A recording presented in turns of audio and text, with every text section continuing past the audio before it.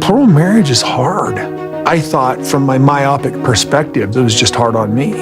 But I failed to recognize what a struggle. Under the oppressive weight of an overcast sky, the courthouse loomed like a relic of judgment and retribution, its stone steps worn smooth by the countless feet that had come seeking truth, justice, or vengeance.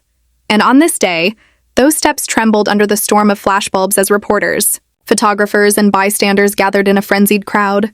Their collective breath held as they awaited the arrival of a family once paraded before the world as an image of unorthodox love and unity. A family now splintered and set against one another in a trial that threatened to obliterate the illusions they had so carefully cultivated for years on reality television. Inside the hallowed, echoing courtroom, the atmosphere was suffocating, heavy with anticipation, betrayal, and the unspoken acknowledgement that what was about to unfold would not simply be a legal proceeding but an unmasking. A public dissection of lives lived in a peculiar spotlight, where private heartbreaks had always been packaged as entertainment.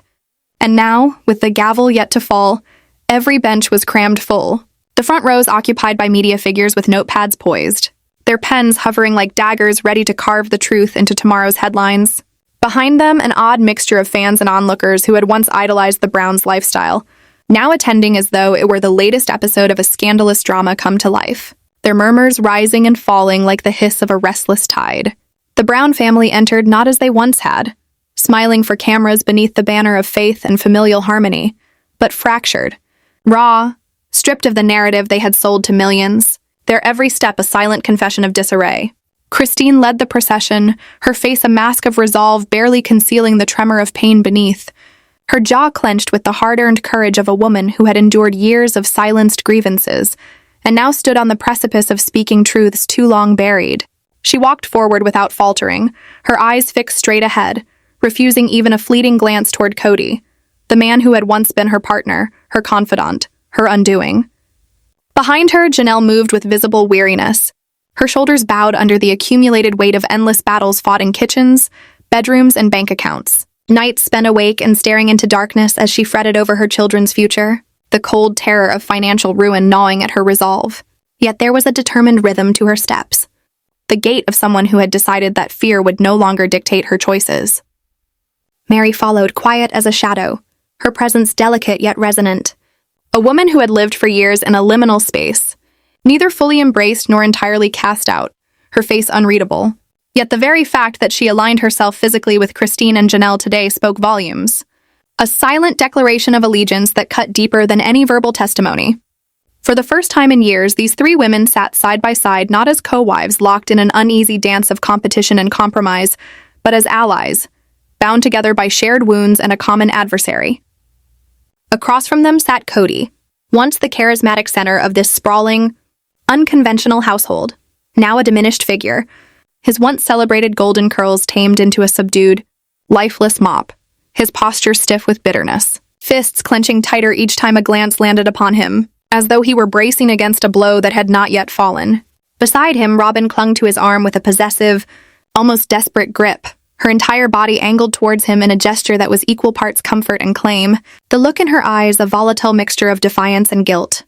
For she knew, perhaps better than anyone, that she had become both his sanctuary and his greatest liability, the living embodiment of every accusation that had driven the others away. When the judge finally entered, a figure of austere authority, the room collectively rose, the rustle of fabric and scraping of chairs momentarily breaking the taut silence before settling once more into stillness, as the command for order reverberated like a physical force. Yet even this did not dispel the charged atmosphere. It merely contained it, like steam sealed beneath a lid, threatening to explode. The opening statements began with Christine's lawyer, a man whose calm, steady voice carried an undercurrent of righteous fury. "Your Honor," he declared, his words echoing against the high ceiling, "this case is not merely about a divorce, nor is it a simple separation of lives once intertwined. This is about a sustained pattern of manipulation, financial deceit, and emotional coercion that has caused irreparable harm to these women and their children. What we seek here today is not mere fairness. We seek justice." The words struck Christine like a hammer to the chest. She stared down at her trembling hands, her breathing ragged, and it was only when Janelle's hand slid gently over hers in quiet solidarity that she found the strength not to collapse beneath the weight of it all. Across the aisle, Kody shifted restlessly, his discomfort palpable. His lawyer leaned toward him, whispering hurried strategies. But Kody's gaze remained locked on Christine, burning with the unspoken conviction that she was the architect of this entire spectacle, the spark that had ignited a blaze now threatening to consume everything he had built. Robin sat rigid, her lips pressed into a thin, bloodless line, her spine straight as a ruler. She had long grown accustomed to being cast as the villain, the interloper, the catalyst for discord. But today, even she could not ignore the undeniable evidence of her complicity, laid bare before a court and a watching world. The first tangible blow came not through words but through numbers. Financial records were presented. Bank statements drained of funds, property deeds suspiciously altered, credit cards pushed to their limits, all painting a damning portrait of resources funneled disproportionately into one household while the others were left to scramble. Christine clenched her fists beneath the table, her nails biting into her palms as she bit down on her cheek to prevent herself from weeping. She had sacrificed years, dreams, her very identity to build a home and raise children within a system where her needs had always been secondary. And now, staring at cold, hard evidence of betrayal, she felt the full sting of how disposable she had been made to feel.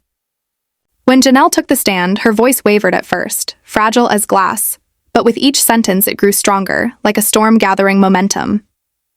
"We trusted him," she said, her words slicing through the heavy air. "We believed every decision was made together, or at least we were led to believe so. I built a home with my own 2 hands, poured every penny I could scrape together into what I thought was our future, for the sake of our children. And then I discovered everything was gone, transferred, hidden, spent, and for what? So that one household could flourish while the rest of us were left fighting for scraps." Kody surged to his feet, his fist slamming the table like a gunshot. "That is a lie," he bellowed, his face contorted with rage. "I stood by each of you. I gave everything to this family." His voice climbed to a fevered pitch before the judge's gavel came down with a deafening crack. "Mr. Brown, compose yourself," the judge barked, eyes narrowing in warning. Murmurs erupted throughout the courtroom, journalists scribbling with renewed fervor as Kody's carefully maintained facade began to fracture in real time, each outburst exposing fissures in the image he had so painstakingly curated over years of televised performance. Mary sat unmoving, her complexion pale, lips pressed tightly together, a ghost among the living. As the first wife, she had been there from the beginning, the initial believer in Kody's vision of a plural marriage, the dream of a sprawling, united family. Now she sat hollowed out, the wreckage of that dream etched into the lines of her face. When the judge requested her testimony, she hesitated, her silence stretching so long it seemed she might refuse, until at last she whispered, her voice barely audible yet piercing the silence with devastating clarity. "I stayed because of hope. Hope that one day he would truly see me again. But hope is no substitute for trust, and when trust dies, hope dies with it."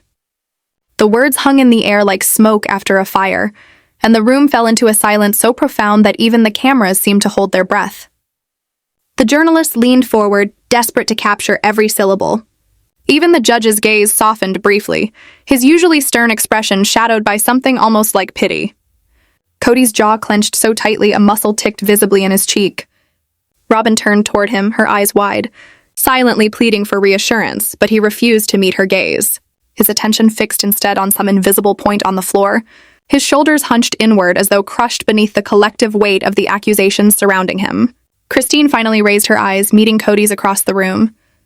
There was no fury left, no vindictiveness, only a serene, unshakable resolve born of countless wounds endured and survived. In that wordless exchange, the balance shifted irrevocably. She did not need to speak. Her silence was a verdict unto itself. The judge called a recess, but it did little to cool the fevered atmosphere. Outside, the waiting cameras would tell their own version of events, but within those 4 walls, the truth had already declared itself. The Brown family, once paraded across the world as a shining example of faith and unity, now sat divided by wooden tables and legal representatives, their shared past reduced to exhibits and sworn statements. The courtroom was suffocating with tension, a pressure so thick it seemed to seep into the very walls. The heavy silence punctuated only by the occasional creak of wooden benches and the scratch of a journalist's pen, desperate to capture history in the making. Christine stood in the witness box, her posture straight but her hands trembling slightly at her sides, the passion in her voice cutting through the stillness like a blade. She had waited years, decades even, for this moment, for her voice to finally echo in a space where it could not be ignored. "I tried to talk to him," she began, her voice quivering with both anger and sorrow, each word growing sharper, more forceful. "I begged him to see us, to see our children. But every time I tried, every time I reached out, the conversation soured. He would twist everything, blame me for the rift, tell me I wasn't loyal, that I was jealous."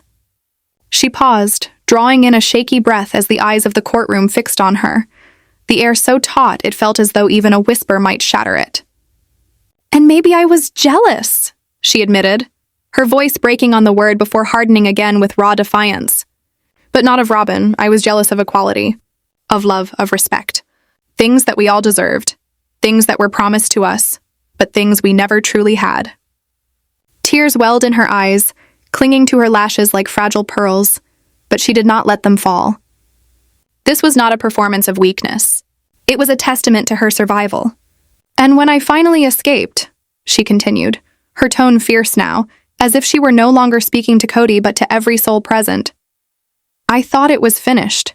I thought I had broken free. But then I found the money, the houses, the lies, so many lies. And that's when I realized it wasn't just emotional abandonment. It was betrayal. In every possible sense of the word. Betrayal of trust, of family, of everything we were meant to stand for. The silence that followed was so complete that even the ticking of the ancient courtroom clock seemed deafening. Reporters froze mid-sentence, their pens hovering above paper. The judge himself hesitated, his stern expression softening just slightly as he gave Christine a slow, deliberate nod, signaling that she could step down. With measured steps, she returned to her seat, her shoulders squared, her chin higher than when she had approached the stand. For the first time in years, Christine felt that the truth, her truth, was no longer hidden behind closed doors and whispered secrets. It was out, raw and unfiltered, for the entire world to witness. Then came Janelle. Where Christine's testimony had been impassioned and tear-streaked, Janelle's was cold, calculated, and devastating in its precision. She approached the stand like a warrior, armed not with swords, but with spreadsheets and ledgers, the kind of cold, hard facts that could not be dismissed as exaggerations or dramatics. "I took care of the family finances for years," she said, her voice steady and authoritative, resonating through the courtroom like the toll of a bell. "I knew where every dollar was supposed to go, but when I confronted Kody about missing money, he waved me off. He told me I didn't have the big picture." She paused, a flicker of restrained fury crossing her face before she gestured to the thick binder in her hands. "Well, Your Honor, here is the big picture. Thousands of dollars vanished, over and over again. And now we know exactly where it went." With that, she began to lay out her evidence. Detailed charts, bank statements, meticulously kept records that painted a picture more damning than even Christine's emotional testimony could have achieved. Each figure, each transfer, was a bullet, striking Kody's defense with merciless precision. By the time Janelle was done, the room seemed to tremble under the weight of her revelations. Kody sat rigid, his hands clenched into fists so tight that his knuckles blanched, his body trembling, not with fear, but with unbridled rage. When his lawyer finally asked if he wished to respond, Kody shot to his feet as though propelled by an unseen force. His voice boomed across the courtroom, trembling with fury rather than weakness. "Your Honor," he began, his eyes flashing dangerously, "these women are playing you. They're playing everyone. I loved them. I cared for them. Everything I did, everything was for this family. To keep it together." His voice cracked, his hands slamming down on the table with a resounding thud that made even the reporters flinch. "Yes, I made mistakes. Yes, I spent money. But don't you understand? They turned on me. They're the ones who broke this family apart, not me." He swung his arm out, finger pointing directly at Christine like an executioner's blade. "She poisoned their minds against me. She wanted to leave, and now she's dragging everyone down with her. This isn't about money. This," he spat the word like venom, "this is revenge." A collective gasp swept through the room, followed by a flurry of frantic scribbling as reporters pounced on the term, already envisioning the next day's headlines. The judge's gavel struck repeatedly, sharp cracks reverberating against the high ceilings until silence was restored. Christine, seated calmly across the aisle, did not so much as flinch. Slowly, deliberately, she turned her gaze on Kody, her voice low but carrying like a strike of lightning. "This is not revenge, Kody," she said, each word deliberate, laden with centuries of collective female pain. "This Mrs. Truth. The weight of her declaration hung over the courtroom, heavier than any shouting or chaos could ever be. The judge, visibly rattled, called for a recess, and the room erupted the moment his robe disappeared through the side door. Cameras flashed like lightning, journalists surged forward like a breaking wave, and fans whispered furiously amongst themselves. The once carefully crafted image of the Brown family, a united, loving, polygamous unit, was shattered, replaced by the stark reality of a battlefield strewn with deceit, greed, and broken promises. Yet even amidst the chaos, everyone knew in their bones that this was merely the beginning. When recess ended, the tension had not dissipated. If anything, it had solidified, a storm cloud heavy and ready to burst at any moment. Kody sat hunched forward, jaw grinding audibly as he muttered to his attorney.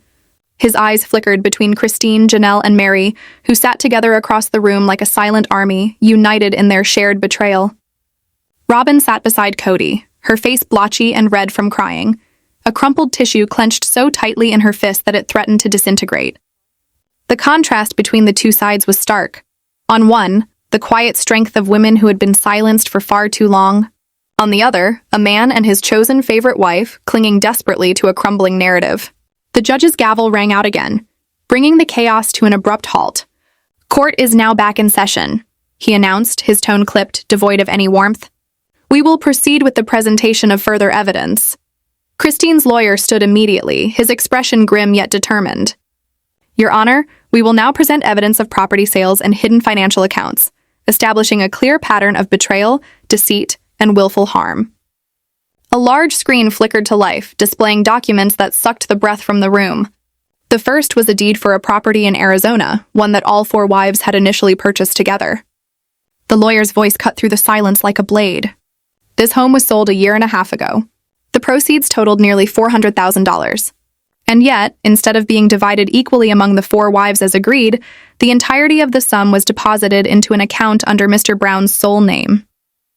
3 months later, those funds were used as the down payment on a new home, for Mr. Brown and Mrs. Robin Brown exclusively. The gallery erupted in furious whispers, a hive of shock and betrayal. Janelle closed her eyes, shaking her head as though confirming what she had always suspected, but desperately wished to deny. Christine bit her lips so hard it nearly bled, while Mary's hands curled into fists so tight her knuckles turned white. The judge turned to Kody, his tone cold and unyielding. "Mr. Brown, is this accurate?" Kody rose, his voice booming, filled with rage and desperation. "Yes, I sold the house. Yes, I bought a home for Robin and me. But I did it for the family. They couldn't agree on anything. They resisted me at every step. Robin was the only one willing to move forward." Christine's lawyer pounced, his voice sharp as a whip. "So you're admitting you deliberately excluded the other wives from this decision, broke your promise, and favored one wife above the others?" Kody's face flushed crimson, his chest heaving. "I did what was best for us," he roared. The lawyer's voice thundered back, echoing off the walls. "Best for you, Mr. Brown. Not for them." Christine could no longer stay silent. She surged to her feet, her voice slicing through the room like a blade honed by years of pain. "Do you even hear yourself, Kody? For the family? Whose family? Because it was never ours. It was always yours and Robin's. Always." Robin's tears spilled anew, her sobs breaking through the tension. "That's not true," she cried, clutching at Kody's arm. "You're twisting everything. We all had choices. You left him. You abandoned him. Don't blame us for your own failures." The judge slammed his gavel, his voice booming. "Order! If there is another outburst, I will clear this courtroom." The threat restored a brittle silence, but the damage was irreversible.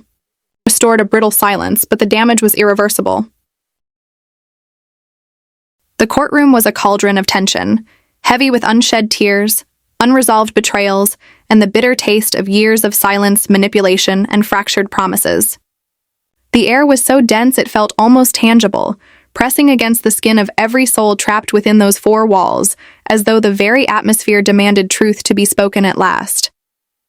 Reporters sat with their pens poised in midair, their breaths held in anticipation of the story they knew would dominate headlines worldwide, while members of the public shifted uncomfortably on the hard wooden benches, their eyes darting between the faces of those at the center of this storm.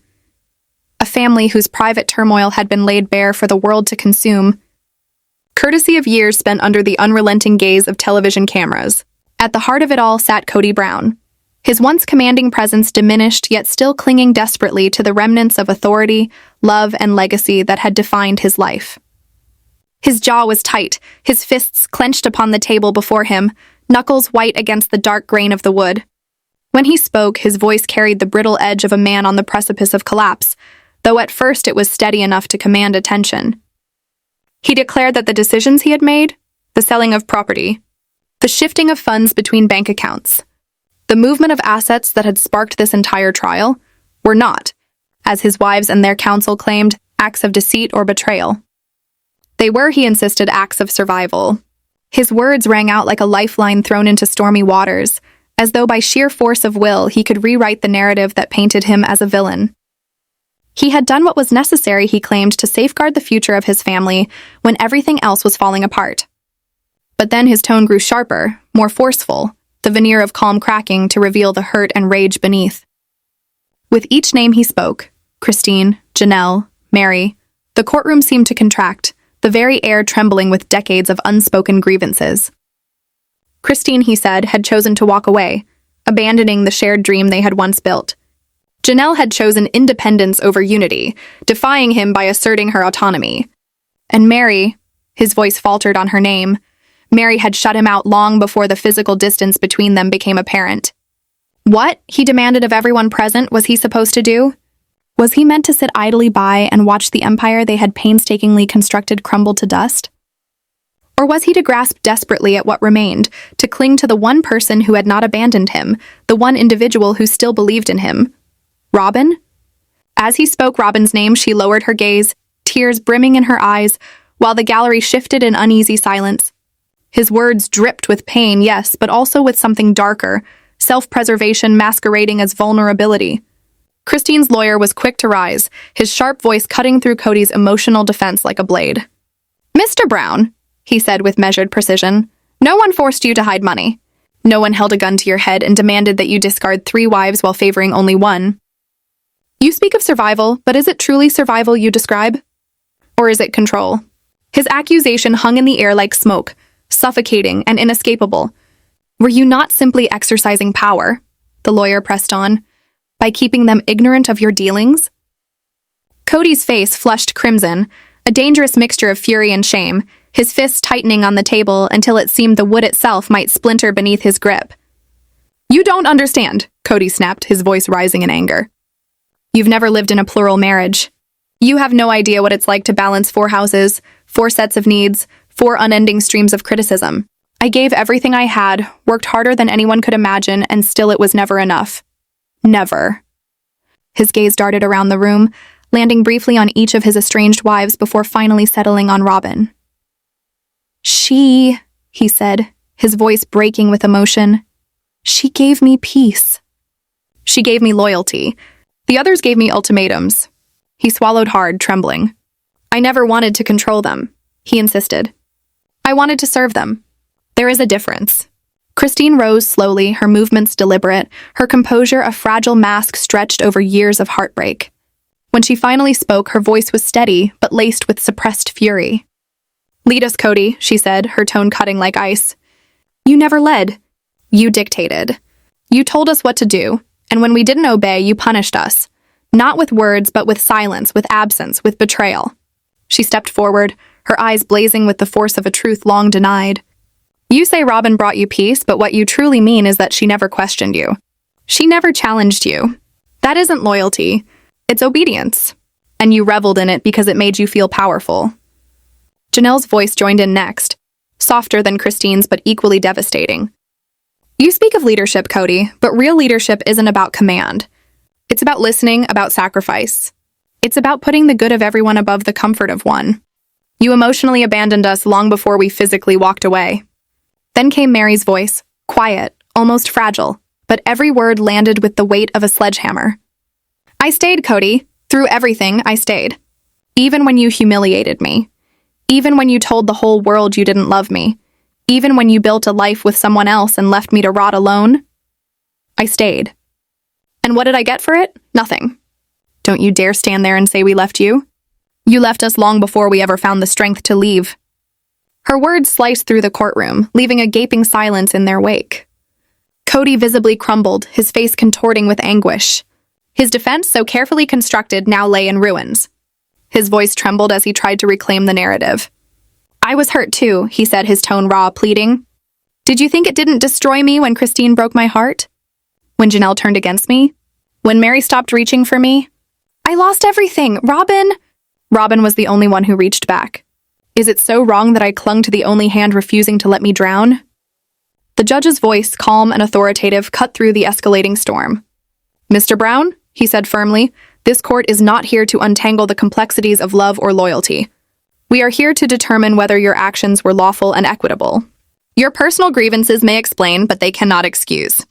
His gavel rested beside him like a warning. The defense lawyer leapt in, attempting to regain control of the narrative. "Your Honor, I urge you to consider the extraordinary circumstances. This family has lived under relentless media scrutiny for years. Every argument, every fracture, every misstep was broadcast to millions.